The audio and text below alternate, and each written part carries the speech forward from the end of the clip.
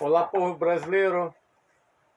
Eu vou ler mais um capítulo deste livro aqui, Autobiografia de um Yogi.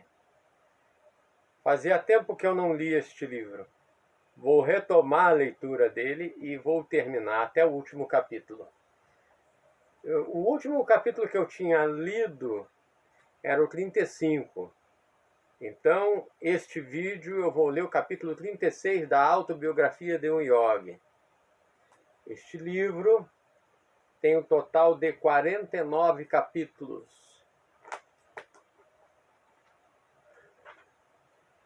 Vou ler aqui, página 365. Autobiografia de um Yogi, capítulo 36. O interesse de Babaji pelo Ocidente. Paramahansa Yogananda perguntou para seu mestre, Sri Yukteswar: Mestre, o senhor encontrou Babaji alguma vez? Era uma tranquila noite de verão em Serampore. As grandes estrelas dos trópicos tremeluziam sobre nossas cabeças, enquanto permanecia sentado ao lado de Sri Yukteswar, na varanda do segundo andar do eremitério. Sim.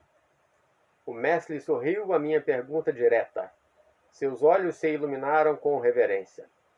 3 vezes fui abençoado com a visão do Guru imortal.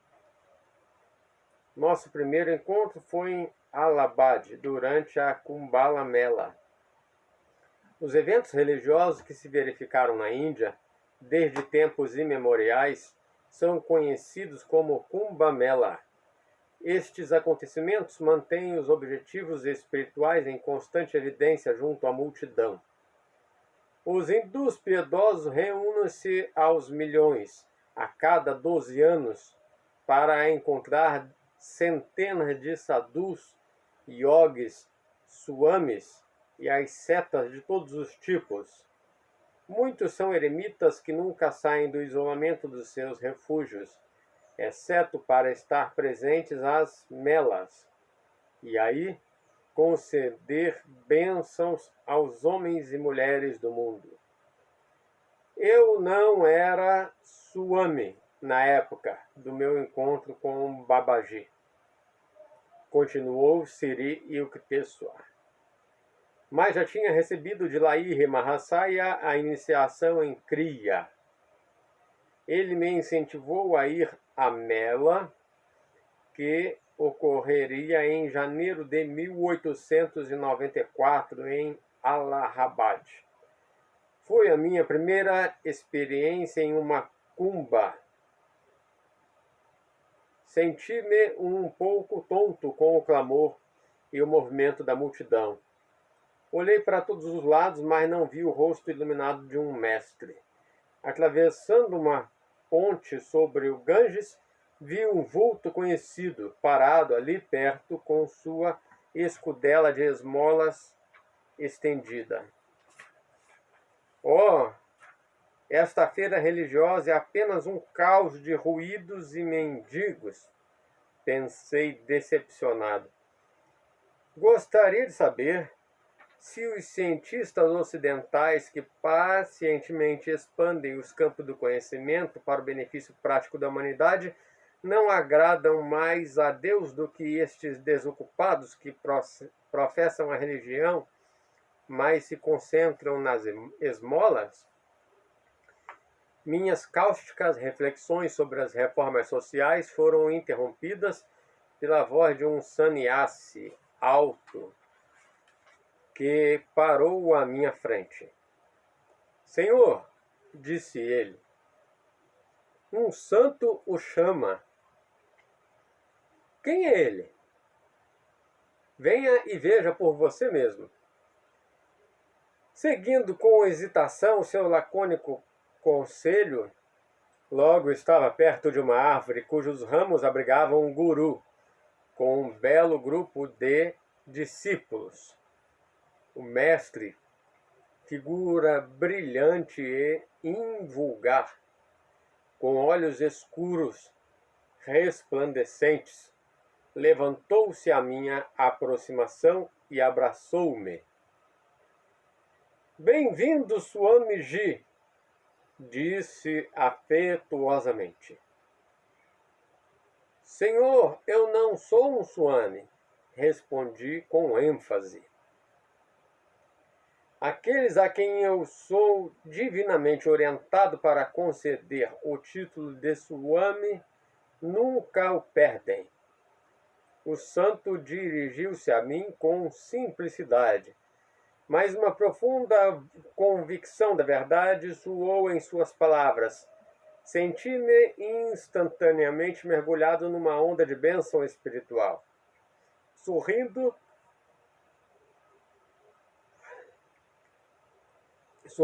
ante a minha súbita elevação à antiga ordem monástica, curvei-me aos pés daquele angélico ser em forma humana, cuja grandeza era óbvia e que assim me honrara.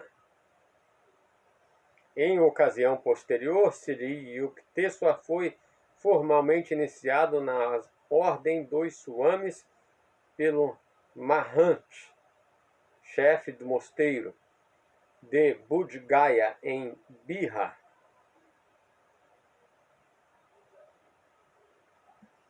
Babaji, na verdade, era ele. Babaji fez um gesto para que eu me levantasse, para que eu me sentasse ao seu lado, sob a árvore. Jovem e vigoroso, parecia-se a Lahiri Mahasaya, a semelhança. Entretanto, não me surpreendeu, apesar de eu ter ouvido muitas vezes referências à extraordinária similitude de aparência entre os dois mestres. Babaji possui o poder de impedir que um pensamento específico surja na mente de alguém. Evidentemente, o grande guru desejava que eu me sentisse perfeitamente natural em sua presença, sem ficar constrangido pelo conhecimento da sua identidade. O que acha da Kumbh Mela? Foi uma grande decepção, senhor. Eu disse, mas acrescentei apressadamente. Até o momento que eu encontrei. Parece que os santos e o tumulto são coisas que não se combinam. Filho, disse o mestre, embora aparentemente eu tivesse o dobro da sua idade, pelos erros de muitos não julgue-o todo. Tudo na terra tem caráter misto, como uma combinação de areia e açúcar. Seja como a sábia formiga que pega somente o açúcar, deixando intacta a areia. Apesar de muitos destes sadhus ainda andarem pela ilusão, a mela é abençoada por alguns homens de realização divina. Em virtude do meu próprio encontro com o excelso mestre, rapidamente concordei. Senhor, tenho pensado nos proeminentes cientistas ocidentais que excedem em inteligência a maioria das pessoas daqui e vivem longe, na Europa e na América, professando diferentes credos e desconhecendo os valores reais de melas como esta. São homens que poderiam aproveitar muito um encontro com os mestres da Índia. Entretanto, apesar do seu adiantamento em conquistas intelectuais, muitos ocidentais estão apegados ao materialismo em massa. Outros famosos campos da ciência e da filosofia não reconhecem a unidade essencial das religiões. Seus credos servem de barreiras intransponíveis que ameaçam separar-nos deles para sempre. Percebi que você está tão interessado no Ocidente quanto no Oriente. O rosto de Babaji refletia aprovação. Sentia a angústia do seu coração, suficientemente grande para todos os homens. Foi por isso que o chamei aqui. Oriente e Ocidente devem estabelecer um dourado caminho do meio, numa combinação de atividade e espiritualidade, continuou ele. A Índia tem muito a aprender do Ocidente quanto ao desenvolvimento material. Em troca, pode ensinar os métodos universais que possibilitarão ao Ocidente basear suas crenças religiosas nos alicerces inabaláveis da ciência da yoga. Começou a chover aqui. Vou fechar a janela.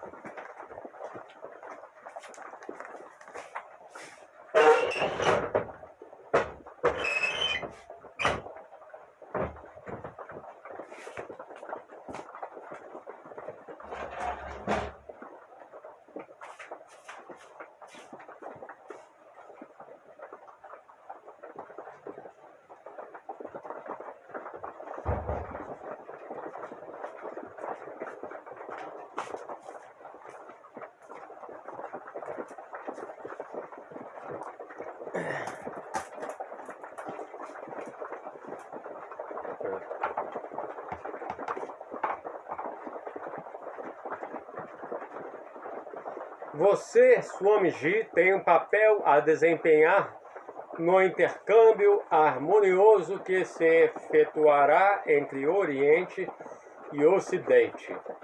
Daqui a alguns anos vou lhe enviar um discípulo que deverá ser treinado para divulgar a yoga no Ocidente.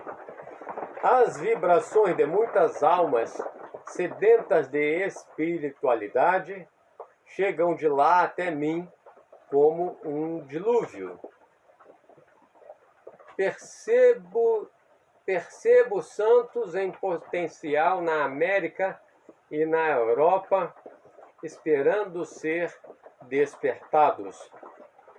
Neste ponto de sua história, Sri Yukteswar olhou-me fixamente. Meu filho, disse, sorrindo sob o claro luar. Você é o discípulo que, há muitos anos, Babaji prometeu me enviar. Fiquei feliz ao saber que Babaji guiara meus passos até Sri Yukteswar, mas era difícil visualizar-me no remoto Ocidente, longe de meu bem-amado Guru e das simples paz do eremitério. Babaji então falou sobre o Bhagavad Gita. Continuou Sri Yukteswar. Para meu espanto, com algumas palavras de louvor, ele deu mostra de saber que eu fizera interpretações de vários capítulos do Gita. A meu pedido, Swamiji, comece, por favor, outra tarefa, disse o grande mestre. Não poderia escrever um pequeno livro sobre a harmonia subjacente às escrituras cristãs e hindus? Sua unidade básica está agora obscurecida pelo sectarismo humano. Mostre, por citações paralelas, que os inspirados filhos de Deus disseram as mesmas verdades. Marajá. O título Marajá significa grande rei. Marajá, que ordem! Serei capaz de cumpri-la? Babaji riu discretamente. Meu filho, por que duvida? Perguntou confiantemente. Na verdade, de quem é todo este trabalho e quem é o autor de todas as ações? Tudo que o Senhor me faz dizer está destinado a materializar-se como verdade. Considerei-me capacitado pelas bênçãos do santo e concordei em escrever o livro, sentindo que a hora de partir chegara, Levantei-me com relutância do meu assento de folhas. Você conhece Laírre? Perguntou o mestre. É uma grande alma, não é? Conte-lhe o nosso encontro. Ele então me confiou uma mensagem para Laírre Mahasaya. Depois de minha humilde reverência de despedida, o santo sorriu bondosamente. Quando seu livro estiver acabado, eu lhe farei uma visita. Prometeu. Por enquanto, até logo. Fui embora de Allahabad no dia seguinte, tomando o trem para Benares. Chegando à residência do meu guru, contei logo toda a história do maravilhoso santo na Kumbh Mela. Ah, mas você não o reconheceu? O riso dançava nos olhos de Laírre Mahasaya. Vejo que não conseguiu, pois ele o impediu. É meu incomparável guru, o celestial Babaji. Babaji! Repeti, tomado pela reverência. O Cristo Yogi Babaji! O visível e invisível Salvador Babaji! Ah, se eu pudesse voltar no tempo e estar outra vez em sua presença para mostrar minha devoção aos seus pés de lótus. Não se preocupe, disse Laírre Mahasaya, consolando-me. Ele prometeu vê-lo outra vez. Gurudeva, o Divino Mestre pediu-lhe que lhe transmitisse esta mensagem. Diga a Laírre que a energia armazenada para esta vida é agora escassa, quase esgotada. Quando pronunciei estas enigmáticas palavras, o vulto de Laírre Mahasaya estremeceu como se tocado pela corrente elétrica de um raio. No mesmo instante, tudo ao seu redor caiu em silêncio. Sua face sorridente tornou-se incrivelmente austera. Como uma estátua de madeira, seu corpo sombrio e imóvel no assento ficou sem cor. Fiquei alarmado e desnorteado. Nunca em minha vida eu vira aquela alma alegre manifestar tão assustadora seriedade. Os outros discípulos olhavam-no apreensivos. 3 horas passaram-se em silêncio. Então, Laírre Mahasaya reassumiu sua conduta natural e alegre, e falou afetuosamente com cada um dos chelas. Todos suspiraram de alívio. Compreendi pela reação do meu mestre que a mensagem de Babaji foi um aviso inequívoco pelo qual Laírre Mahasaya compreendeu que seu corpo logo seria desocupado. Seu impressionante silêncio provou que meu guru controlara instantaneamente o seu ser, cortando o último laço de apego ao mundo material e voando para sua perene identidade no espírito. As palavras de Babaji tinham sido sua maneira de dizer: estarei sempre com você. Embora Babaji e Laírre Mahasaya fossem oniscientes e não tivessem necessidade de se comunicar entre si através de mim ou de qualquer outro intermediário, os grandes seres condescendem com frequência, em particular do drama humano. Ocasionalmente, transmitem suas profecias por meio de mensageiros, de modo comum, para que mais tarde a realização de suas palavras infunda maior fé divina no amplo círculo de pessoas que vêm a saber da história. Logo saí de Benares, em Serampore. Pus-me a trabalhar no livro sobre as Escrituras, solicitado por Babaji. Continuou Sri Yukteswar. Apenas havia iniciado a tarefa, sentia a inspiração de escrever um poema dedicado ao Guru imortal. As melodiosas frases fluíram facilmente de minha pena. Apesar de nunca antes haver tentado escrever poesia em sânscrito. Na quietude da noite, ocupei-me em comparar a Bíblia com as escrituras do Sanatan Dharma. Sanatan Dharma significa literalmente a religião eterna, denominação do conjunto de ensinamentos védicos.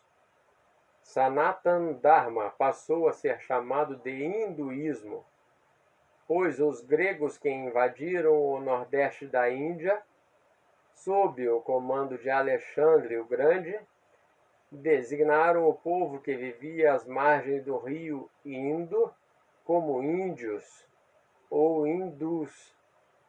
A palavra hindus, na verdade, só se aplica aos seguidores de Sanatan Dharma, ou hinduísmo. O termo indianos, Indians, em inglês, refere-se tanto a hindus quanto a muçulmanos, bem como aos habitantes do solo da Índia, e também, devido ao desconcertante erro geográfico de Colombo, aos habitantes selvagens das Américas. Então, a mesma palavra Indian, em inglês, serve para todas essas pessoas e não tem distinção. Os selvagens das Américas, dos moradores da Índia, dos seguidores do hinduísmo ou até mesmo dos muçulmanos. Índio e indígena é a mesma coisa.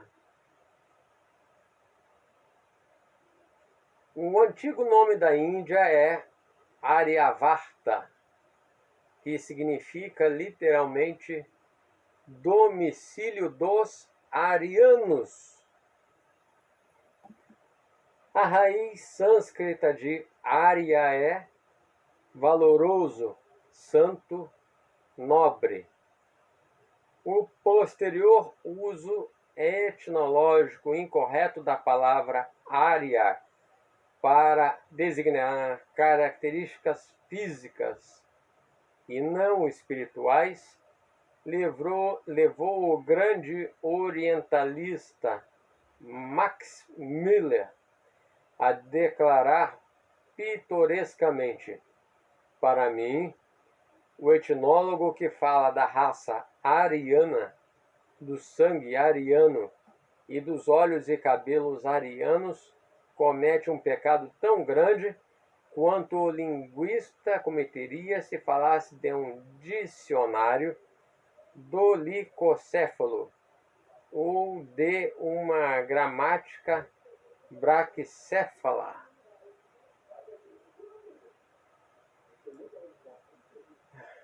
Citando as palavras do bendito Senhor Jesus, mostrei que seus ensinamentos eram, em essência, os mesmos que as revelações dos Vedas, com a graça do meu Paranguru.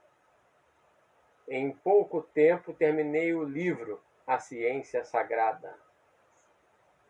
A palavra Paranguru refere-se ao guru de alguém. Assim, Babaji, guru de Lahiri Mahasaya. Babaji é o Paranguru de Sri Yukteswar.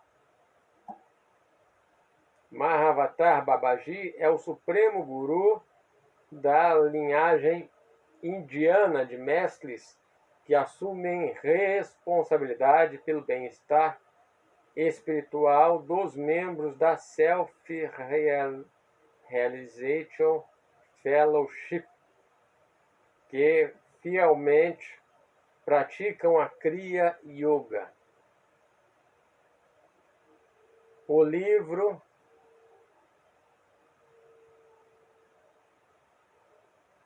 livro A Ciência Sagrada foi publicado pela editora da Self-Realization Fellowship de Los Angeles, Califórnia.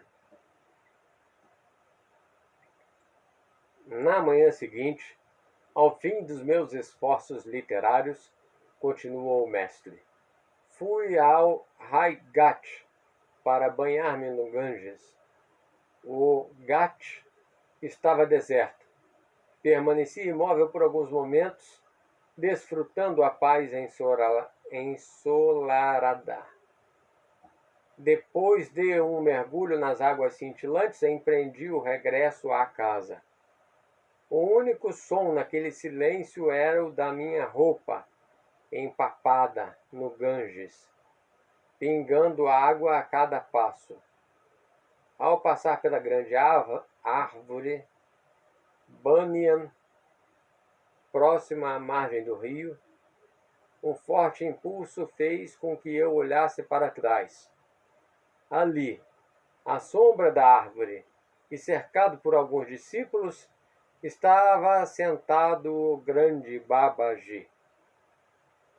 Saudações, Swamiji! A bela voz do mestre soou para garantir-me que não era um sonho.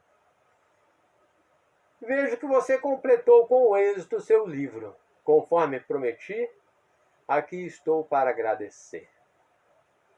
Com o coração acelerado, prostrei-me completamente a seus pés. Paranguruji, disse eu, suplicante. O senhor e seus chelas poderiam honrar com sua presença a minha casa aqui perto? O Supremo Guru recusou com um sorriso. Não, filho, disse. Nós apreciamos o abrigo das árvores. Este lugar é bastante confortável. Por favor, espere um pouco, mestre. Meu olhar era implorante. Voltarei imediatamente com alguns doces especiais.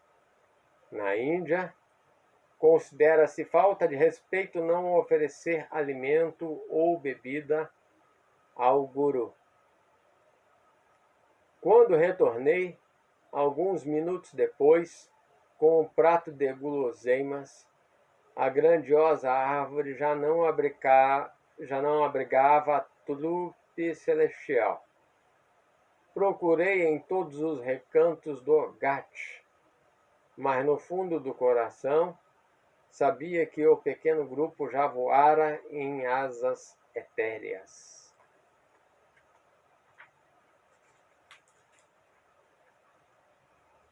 Fiquei profundamente magoado. Mesmo se nos encontrarmos de novo, não vou querer conversar com Babaji, disse para mim mesmo. Ele não foi gentil indo embora tão subitamente. Isto foi, sem dúvida, uma mágoa de amor, apenas isso. Alguns meses depois, visitei Lahiri Mahasaya em Benares. Ao entrar em sua sala de recepção, meu guru sorriu, cumprimentando-me. Bem-vindo, Yukteswar, disse. Você não acaba de encontrar Babaji na soleira da sala? Ora, não, respondi surpreso. Venha cá. Lahiri Mahasaya tocou-me delicadamente a testa. E imediatamente vi, próximo à porta, a forma de Babaji florescendo como um lótus perfeito. Lembrei-me de minha velha mágoa e não me curvei em reverência. Lahiri Mahasaya olhou-me com espanto. Babaji, o divino guru, fitava-me com olhos insondáveis. Você está aborrecido comigo. E por que não deveria estar? Respondi. O senhor surgiu do ar com seu grupo mágico e no ar rarefeito desapareceu. Eu disse que o veria, mas não disse quanto tempo ficaria.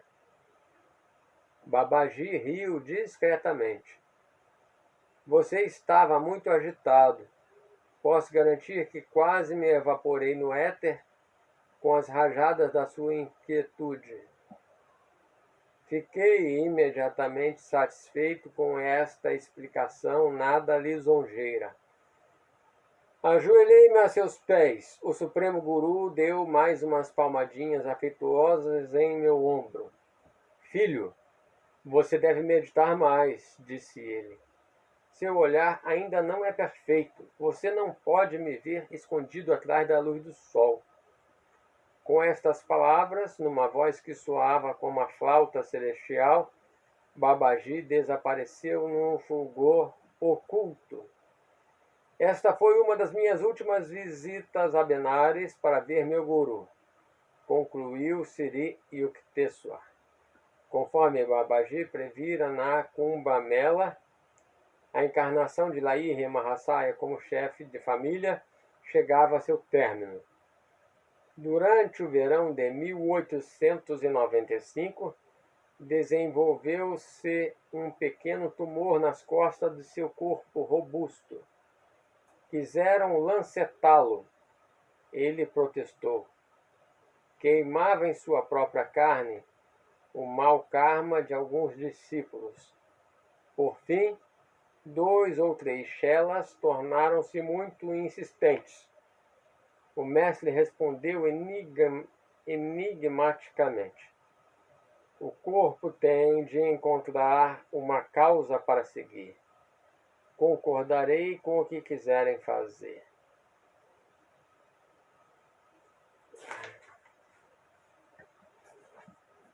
Cansado.